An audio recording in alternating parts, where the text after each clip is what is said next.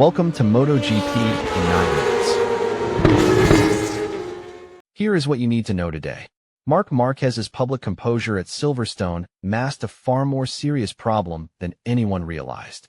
After finishing 7th, his worst result of the season, he told the media that the responsibility was his own. But Ducati's official inside footage revealed what that single word actually meant. In the garage, still wearing his leathers and surrounded by mechanics, Marc explained to his crew that he had no control over his right arm during the race. He was at risk of crashing. The tire was better on Sunday compared to Saturday, yet he still finished 7th because his body simply could not respond properly. This was not a rider saying he was tired. This was a rider admitting that his physical control disappeared while racing a MotoGP bike at full speed. Matt Oxley had already warned that Marc's shoulder was in a really bad way, describing it as a genuine concern. Now Marc's own words confirmed it. When the better tire arrived on Sunday, the lap time still did not improve because the limitation was not mechanical. It was physical. Two separate pieces of evidence pointed toward the same problem. Marc understood exactly where his performance had vanished. His body had betrayed him. The contrast between Ducati's two riders at Silverstone was savage and revealing. While Marc finished the race and could explain precisely why his performance had collapsed, Pecco Bagnaia crashed out and could not immediately explain why. Pecco said perhaps something was on the ground, maybe debris that someone dropped. It was impossible to know. He finished 15th and then retired, completing one of the most difficult weekends of his entire season. One Ducati rider walked into the garage with a physical answer about his own limitations. The other walked in carrying a mechanical question about why the motorcycle had let him down. Both riders were processing a disastrous afternoon. The reactions themselves came in real time, not filtered through a press conference or polished by hours of consideration. Ducati chose to show both moments in its official footage. The team deliberately recorded, edited, and released material showing its reigning champion admitting he could not control his right arm. It chose to show Pecco unable to explain his own crash. These were not leaked moments or accidental recordings. This was Ducati deciding that the paddock needed to understand the scale of the problems facing the factory. One garage had a physical crisis. The other had a mechanical mystery.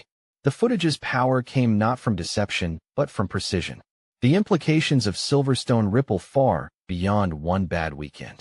Marc has been fighting a shoulder injury since May, when displaced hardware from an old procedure began compressing his radial nerve.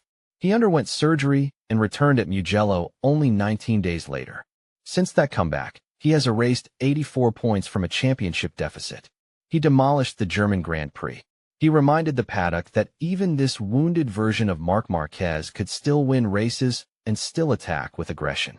Then Silverstone asked the question those victories had temporarily silenced. Could his right arm survive when a circuit demanded sustained strength through high-speed direction changes across the entire distance? The answer was no. Not for the entire race. Not at the level required to fight for victories. Not without reaching a point where Marc believed he was risking another crash. That is the real threat heading toward Aragon. It is not whether Marc still possesses the speed. Sachsenring already answered that question. It is whether his body can repeatedly deliver that speed across an entire Grand Prix distance without physical limitations resurfacing. The championship has moved again. Georgie Martin left Silverstone with 240 points. Marc left with 200 points. He is now 4th in the championship, 40 points behind Martin and only 1 point ahead of Fabio Di Giannantonio. The comeback has not ended. There are still 10 rounds remaining with 370 points available. But the margin for another physically compromised weekend has become considerably smaller. Marc does not only need to recover 4 points per weekend against Martin. He must also fight through Bezzecchi, Acosta, and Di Giannantonio before he can reach the championship leader. Silverstone did not remove him from the hunt. It transformed the hunt from a direct chase into a crowded war among multiple riders.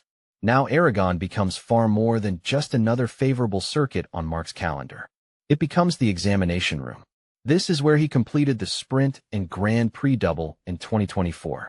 The anti-clockwise layout traditionally places less strain on his damaged right side. Its flowing left-hand corners have repeatedly allowed Marc to ride with the aggression that built his reputation. On paper, this is where the response should begin. But Aragon will test whether Silverstone was a circuit-specific collapse or evidence of a limitation that will follow him through the remainder of the season. Aragon will reveal whether Marc's physical problems are temporary or permanent. If he attacks from Friday, fights through the sprint, and remains physically strong on Sunday, Silverstone becomes merely a warning he survived. If the arm fades again, the championship calculation changes completely. Motegi, Phillip Island, Sepang, and Valencia may suit pieces of his riding style, but history cannot control muscle fatigue.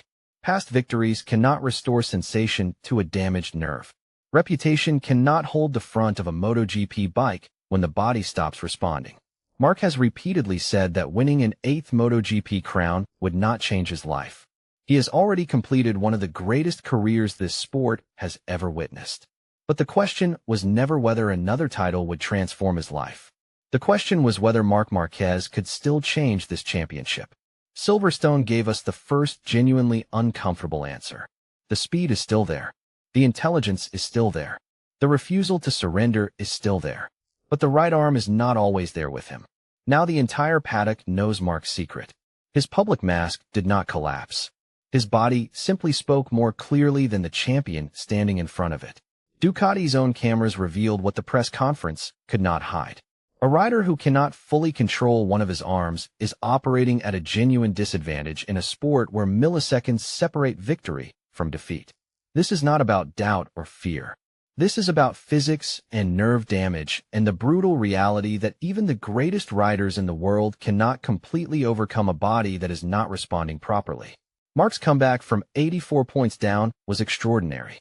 But Silverstone proved that extraordinary is not the same as limitless. The shoulder injury that seemed manageable in July now feels like it could determine whether he wins or loses this championship. Aragon is next. 40 points separate Marc from Martin. 1 point separates Marc from the rider behind him. 10 rounds remain. Ducati's own cameras have revealed the only opponent Marc Marquez cannot intimidate, outthink, or psychologically destroy: his own right arm. That is your MotoGP news for today. See you tomorrow, same place, same time.